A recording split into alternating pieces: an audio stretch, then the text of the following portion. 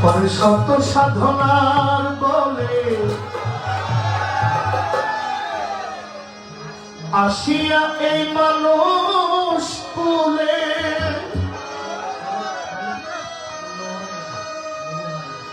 ওরে মানুষ না দিবে বলে একানাও দিলে না রে পাগলা ওরে মানুষ না দিবে বলে এক আনাও দিলে না